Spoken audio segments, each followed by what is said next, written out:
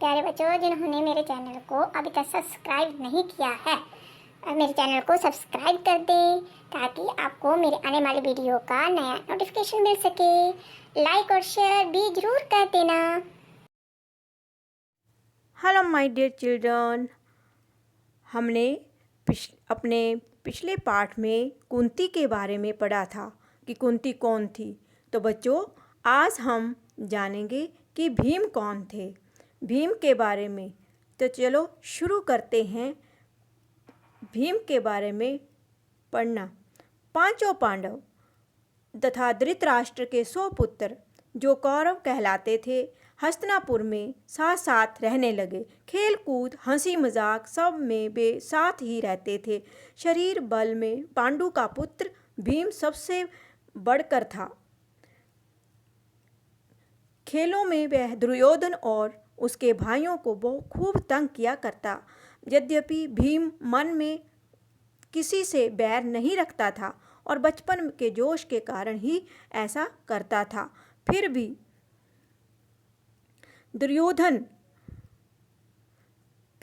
दुर्योधन तथा उसके भाइयों के मन में भीम के प्रति द्वेष भाव बढ़ने लगा। उनसे वो घृणा करने लगे। इधर सभी बालक उचित समय आने पर कृपाचार्य से अस्त्र विद्या के साथ साथ अन्य विद्याएं भी सीखने लगे। विद्या सीखने में भी पांडव कौरवों से ही आगे ही रहते थे। इससे कौरव और खींचने लगे। उससे कौरव जो थे गुस्सा करते थे। दुर्योधन पांडवों को हर प्रकार से नीचा दिखाने का प्रयत्न करता रहता था।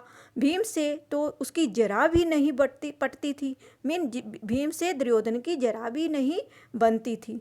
एक बार सब कौरवों ने आपस में सलाह करके ये निश्चय किया कि भीम को गंगा में डुबोकर मार डाला जाए और उसके मरने पर युधिष्ठिर, अर्जुन आदि को कैद करके बंदी बना लिया जाए।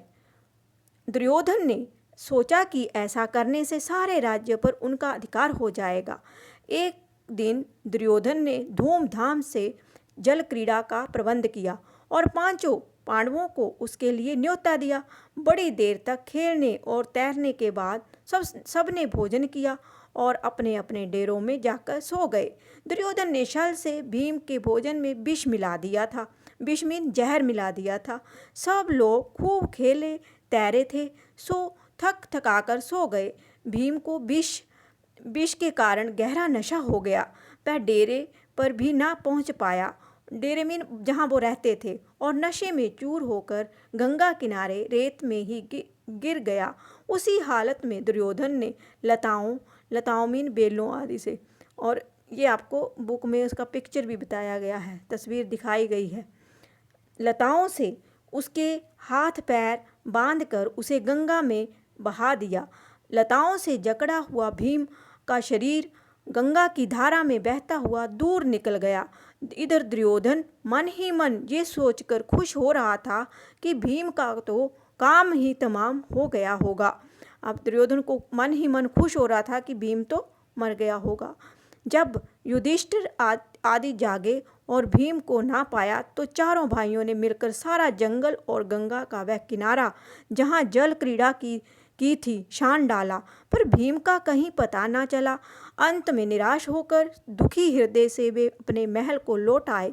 इतने में ही क्या देखते हैं कि भीम झूमता झामता चला आ रहा है। पांडवों और कुंती के आनंद का ठिकाना ना रहा। युधिष्ठिर, कुंती आदि ने भीम को गले से लगा लिया, पर ये सब हाल देखकर कुंती को बड़ी चिंता हुई।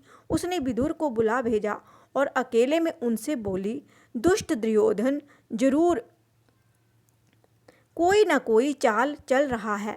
राज्य के लोभ में वह भीम को मार डालना चाहता है। मुझे उसकी चिंता हो रही है, क्योंकि विदुर जो थे वह राजनीति में कुशल थे और जो भी चर्चा करते थे पांडव तो वो विदुर से सलाह लेते थे। कुंती जो वहाँ का प्रधानमंत्री था ना, विदुर को बना रखा, तो उससे ही सलाह मशवरा करती थी। तो राजनीति कुशल विदुर कुंती को समझाते हुए बोले, तुम्हारा कहना सही है, परंतु कुशल इसी में है कि इस बात को अपने तक ही रखो। प्रकट रूप से दुर्योधन की निंदा कदापि ना करना, नहीं तो इससे उसका द्वेष और बढ़ेगा। दुर्योधन की निंदा करने से और झगड़ा बढ़ेगा। इस घटना से भीम बहुत उत्तेजित हो गया था। उसे समझाते हुए युधिष्ठिर ने कहा, भाई भीम, अभी समय नहीं आया है, तुम्हें अपने आप को संभालना होगा। इस समय तो हम पांचों भाइयों को यही करना है कि उसी प्रकार एक दूसरे की रक्षा करते हुए बचे रहें। भीम के वापस आ जाने पर दुर्योधन को बड़ा आश्चर्य हुआ, उसका हृदय और जलने लगा। अब भीम जो है फिर से वापस आ गए हस्तिनापुर में, तो उसका जो दुर्योधन की तो यही मंशा थी ना कि उसको मार डालना, परंतु भीम तो मरा ही नहीं, वह फिर जिंदा वापस आ गया। तो इससे दुर्योधन को और जलसी होने लगी। तो ये था भीम के चरित्र के बारे में। अब हम नेक्स्ट पार्ट में पढ़ेंगे, अगले पार्ट में पढ़ेंगे अगले चरित्र पात्र के बारे में। मेरे प्यारे बच्चों, अगर आपको मेरा ये वीडियो अच्छा लगा then don't forget to like, share and subscribe to my channel and also press the bell icon for more updates.